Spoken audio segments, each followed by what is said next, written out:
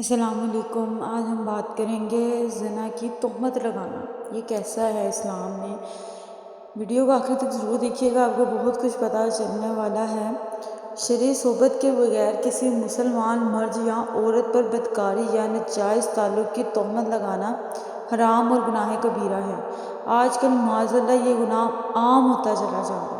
قرآن پاک کا حکم یہ ہے کہ اگر کوئی شخص کسی پر بے گناہ زنا کی تہمت لگاتا ہے تو اس شخص سے اس دعوی پر گواہوں کا مطالبہ کیا جائے، اگر وہ گواہ پیش نہ کر سکے تو اسے حد قذف لگائی جائے، یعنی اسے کوڑے مارے جائیں۔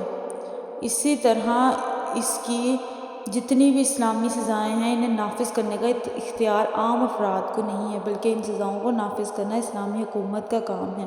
جس ملک میں شرعی اسلامی حکومت نہ ہو، شرعی سزاؤں کا نفاذ نہ ہو تو وہاں ایسے شخص پر لازم ہے کہ سچی توبہ کرے۔ جس مرد یا عورت پر تہمت لگائی جائے اس سے سچے دل سے معافی مانگی جائے۔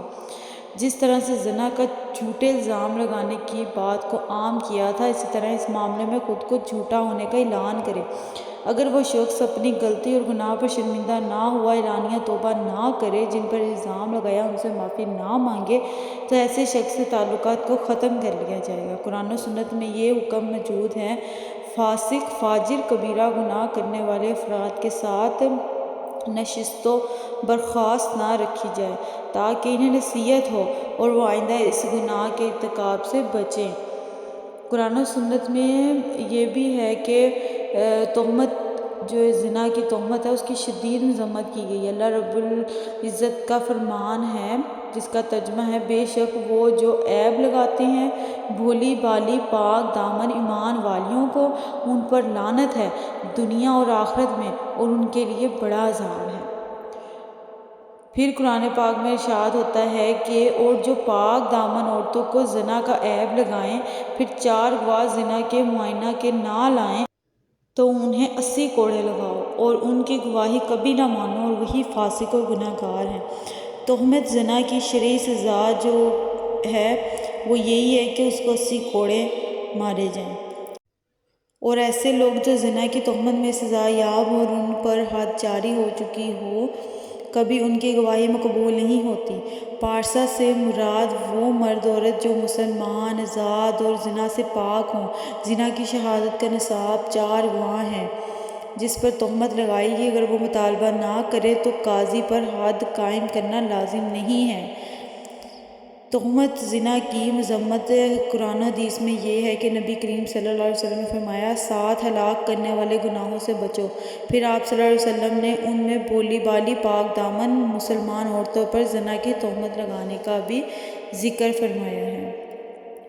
نبی کریم صلی اللہ علیہ وسلم نے ارشاد فرمایا، مسلمان وہ ہے جس کی زبان اور ہاتھ سے دوسرے مسلمان محفوظ رہیں۔ مسلمان سے مراد کامل مسلمان ہے، یعنی وہ شخص جو ارکان اسلام پوری طرح ادا کرے اور مسلمان اس سے محفوظ رہیں، اسی طرح کہ وہ مسلمانوں کی حرمت والے اموال اور ان کی عزتوں کے درپے نہ ہوں۔ زبان کو ہاتھ پر مقدم کیا کہ زبان کے ذریعے تکلیف اور ایذا پہنچتا ہے، بکثرت ہوتا ہے اور بہت تیزی سے ہوتا ہے۔ نبی کریم صلی اللہ علیہ وسلم نے حضرت معاذ رضی اللہ عنہ سے ارشاد فرمایا، مجھے تیری ماں رونے پر بروز قیامت لوگوں کو نتنوں کے بل ان کی زبان کا کاٹا ہوا ہی گرائے گا۔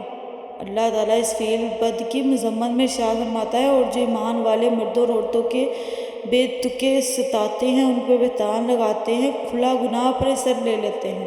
نبی کریم صلی اللہ علیہ وسلم نے ارشاد فرمایا، جس نے اپنے مملوک غلام یا لونڈی پر زنا کی تہمت لگائی، اگر وہ حقیقتاً ایسا نہ ہو جیسا کہ اس نے کہا تو بروز قیامت اسے حد قذف لگائی جائے۔